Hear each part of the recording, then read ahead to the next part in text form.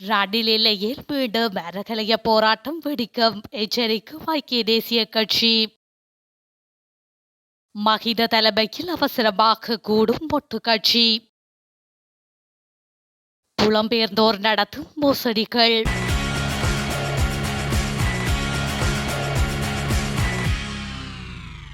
ரணில் விக்ரமசிங்க இல்லையில் மீண்டும் அறகலைய போராட்டம் வெடிக்கும் என்று ஐக்கிய தேசிய கட்சியின் முக்கியஸ்தரும் முன்னாள் அமைச்சருமான ரவி கருணாநாயக்கு தெரிவித்துள்ளார். மேலும் இலங்கையின் தற்போதைய நிலைமையில் நாட்டை ஆளக்கூடிய ஒரே தலைவர் அதிபர் ரணில் விக்ரமசிங்கவே.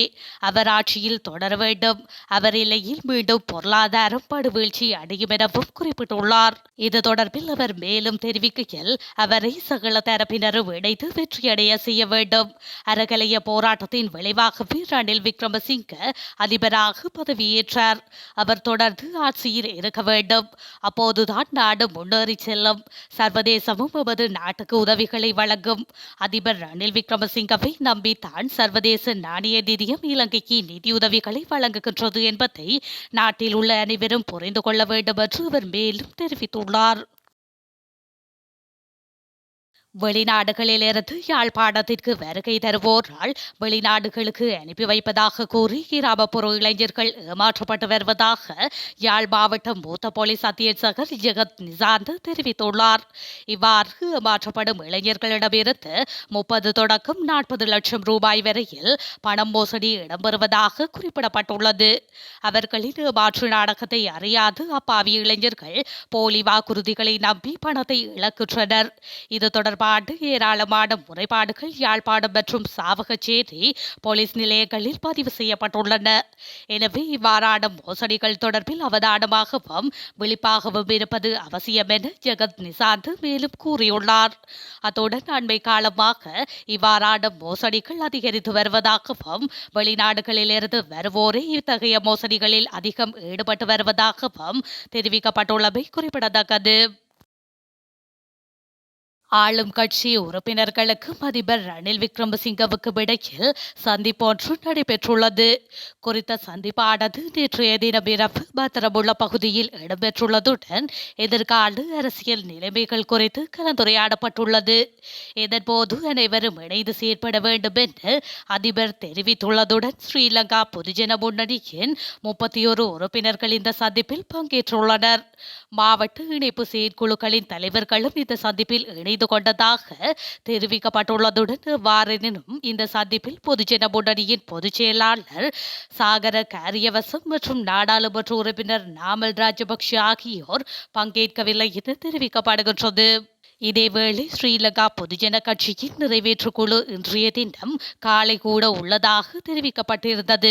கொழும்பு விஜயராமாவில் அமைந்துள்ள முன்னாள் அதிபர் மஹிந்த ராஜபக்ஷவின் அதிகாரப்பூர்வ இல்லத்தில் இந்த சந்திப்பு நடைபெற உள்ளதோடு இந்த கூட்டத்தின் போது கட்சியின் யாப்பில் திருத்தங்கள் செய்யப்பட உள்ளதாக தெரிவிக்கப்பட்டுள்ளமை குறிப்பிடத்தக்கது. நான் ஜனாதிபதியாக தெரிவானால் இலங்கையின் இறையாண்மையை பாதிக்காத வகையில் தமிழ் மக்கள் விரும்பும் தீர்வை வழங்க தயாராக இருப்பதாக எதிர்க்கட்சித் தலைவர் சஜித் பிரேமதாச தெரிவித்துள்ளார். இது தொடர்பில் அவர் மேலும் கூறுகையில், எதிர்வரும் ஜனாதிபதி தேர்தலில் எனக்கு வெற்றி வாய்ப்பு அதிகம். சிங்கள மக்கள் மாத்திரமன்றி பெரும்பாலான தமிழ் முஸ்லிம் மக்களும் எனக்காக ஆணையை வழங்குவார்கள். நான் ஜனாதிபதியாக பதவியேற்றவுடன் தற்போதைய நாடாளுமன்றத்தை கலைத்து விடுவேன். தேர்தல் மூலம் புதிய நாடாளுமன்றம் அமையும். ஐக்கிய மக்கள் சக்தி தலைமையிலான கூட்டணியே ஆட்சி அமைக்கும். புதிய அரசமைப்பை கொண்டு வந்து இலங்கையின் இறையாண்மையை பாதிக்காத வகையில் தமிழ் மக்கள் விரும்பும் தீர்வை வழங்க நான் தயாராக இருக்கின்றேன். இதற்கு புதிய நாடாளுமன்றத்தில் அங்கம் வகிக்கும் ஆளும் எதிரணி உறுப்பினர்கள் ஆதரவு வழங்குவார்கள் என நம்புகின்றேன். எமது அரசில் இனவாதம் மதவாதம் என்ற ரீதியில் நாட்டில் மீண்டும் பிரச்சனைகள் ஏற்பட இடமளிக்க மாட்டேன். கடந்த காலங்களில் இனவாதத்தாலும் மதவாதத்தாலும் சிங்கள தமிழ் முஸ்லிம் மக்கள் பெரிதும் பாதிக்கப்பட்டார்கள். அந்த நிலைமை இனியும் வேண்டாம். அனைவரும் ஒரே நாட்டு மக்கள், ஒரு தாய் வயிற்று பிள்ளைகள் என்று அவர் மேலும் தெரிவித்துள்ளார்.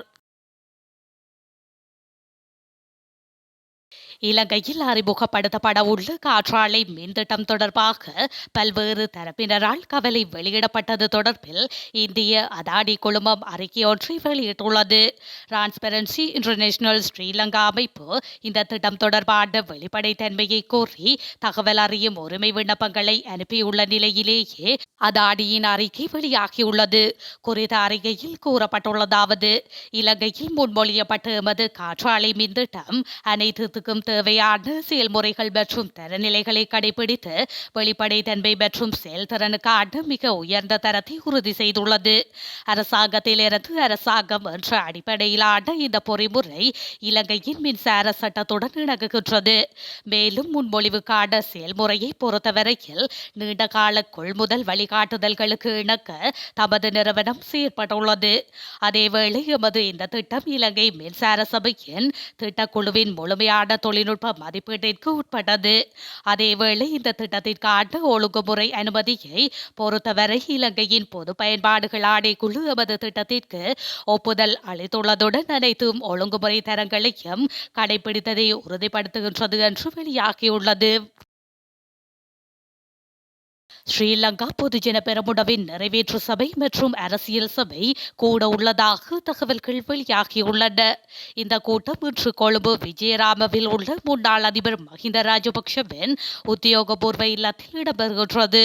இந்த கூட்டத்தில் எதிர்வரும் அதிபர் தேர்தல் தொடர்பாகவும் கலந்தாலோசனை மேற்கொள்ளப்பட உள்ளதாக தெரிவிக்கப்படுகின்றது. இதன்போது ஸ்ரீலங்கா பொதுஜன பெரமுனவின் அரசியலமைப்பில் திருத்தம் செய்து கட்சிக்குள் முக்கிய நிலைப்பாட்டை ஏற்படுத்துவதற்கு திட்டம் வகுக்கப்பட்டுள்ளதாக தகவல்கள் வெளியாகியுள்ளன. முன்னதாக எதிர்வரும் 15ஆம் தேதியளவில் அதிபர் தேர்தலில் போட்டியிடுவது தொடர்பில் ரணில் விக்ரமசிங்கே தமது நிலைப்பாட்டை அறிவிக்க வேண்டும். இதனை அடுத்து 16ஆம் தேதியில் தமது கட்சி நிலைப்பாட்டை அறிவிக்க உள்ளதாகவும் மஹிந்த ராஜபக்ஷ தெரிவித்திருந்தமை குறிப்பிடத்தக்கது. தமிழ் மற்றும் முஸ்லிம் கட்சிகளின் ஆதரவு எதிர்க்கட்சித் தலைவர் சஜித் பிரேமதாசவுக்கு என்று ஐக்கிய மக்கள் சக்தியின் பொதுச் செயலாளரும் நாடாளுமன்ற உறுப்பினருமான ரஞ்சித் மதும பண்டார தெரிவித்துள்ளார். இது தொடர்பில் அவர் மேலும் கூறியதாவது: ஐக்கிய மக்கள் சக்தியுடன் இணைந்து செயற்படுவதற்கு பல நாடாளுமன்ற உறுப்பினர்கள் முன்வந்துள்ளனர். இவர்களில் கள்வர்களற்றவர்களை நாம் இணைத்துக் கொள்வோம். இந்த நாட்டில் உள்ள தமிழ் மற்றும் முஸ்லிம் கட்சிகளின் ஆதரவு சஜித்துக்கே. பல பெரும்பான்மை கட்சிகள் சஜித்துக்கே ஆதரவு. எனவே இவை அனைத்தும் இணைந்து பலமான அணி உருவாகும். இன்னும் 3 பூரணி தினங்கள் முடிந்த பின்னர் சஜித் பிரேமதாசவே ஜனாதிபதியாக இருப்பார் என இது உறுதி என்றும் அவர் குறிப்பிட்டுள்ளார். இந்தியாவின் பிரதமராக பாரதிய ஜனதா கூட்டணியின் தலைவர் நரேந்திர மோடி எதிர்வரும் 9ஆம் தேதி அன்று சத்திய பிரமாணம் செய்து கொள்ள உள்ளார். இதன்படி அவர் தொடர்ச்சியாக 3வது முறையாக ஆட்சியில் அமர்கின்றார். இதனை பாரதிய ஜனதா கட்சி இன்று உத்தியோகபூர்வமாக அறிவித்துள்ளது. இந்த நிலையில் அவர் இன்று ஆட்சி அமைப்பதற்கான கோரலை குடியரசுத் தலைவரிடம் விடுக்க உள்ளதாக தெரிவிக்கப்பட்டுள்ளது. இதன்போது தமது கட்சிக்கு கிடைத்துள்ள வெற்றி மற்றும் தமது ஆட்சிக்கு ஆதரவளிக்கும் ஒப்புதல் கடிதங்கள் என்பன சமர்ப்பிக்கப்பட உள்ளன.